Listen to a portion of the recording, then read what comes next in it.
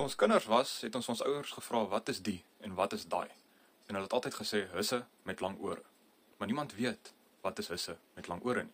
Hier is 'n liedjie oor husse met lang ore.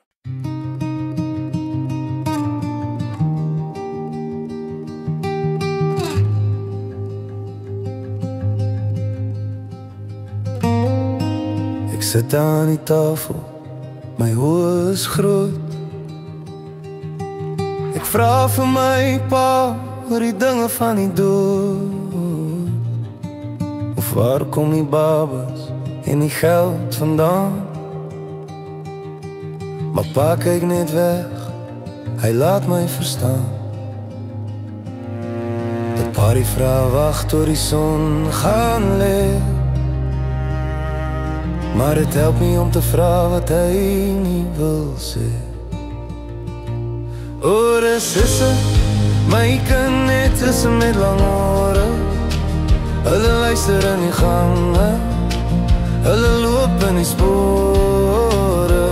Moenie verder krap nie, moenie verder vra. Sommige geheime is te swaar om te dra. Net is met lang ore.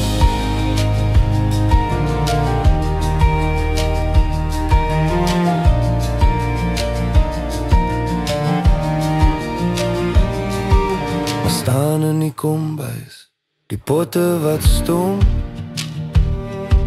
Ek vra oor gister, oor 'n vreemde droom.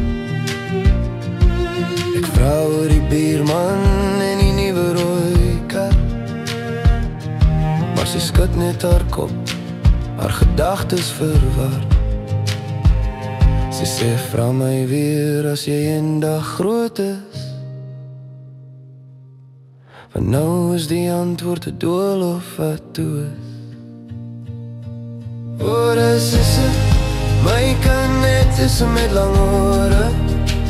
Hulle luister in die gange, hulle loop in die spore. Moenie verder krap nie, moenie verder vra. Sommige geheime is te swaar om te dra. Netjies met lang ore.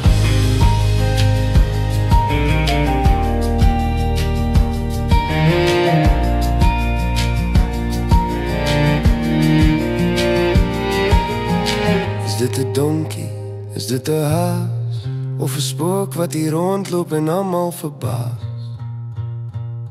Nee, dis die my wat hoor het, die wind wat kan hoor. Dis die kuns van die swyg wat ek dalk gaan verloor.